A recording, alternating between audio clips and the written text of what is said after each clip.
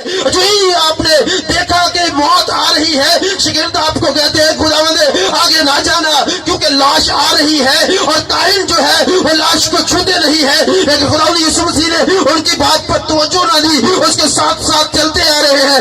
इधर से मौत आ रही है, इधर से जिंदगी देने वाला आ रहा है, इधर से मौत करीब आ रही है, इधर से जिंदगी का पानी जो है वो चला आ रहा है। और जैसे ही आप करीब पहुंचते हैं, आप उन्हें कहते हैं कि जनाजे को नीचे रख दो। वो कहते हैं कि शायद जवान है, उसका चेहरे का दीदार करना चाहता है। उन्होंने चारपाई को नीचे रखा और यीशु मसीह अपने हाथ को बढ़ाकर कहते हैं, ऐ जवान उठ।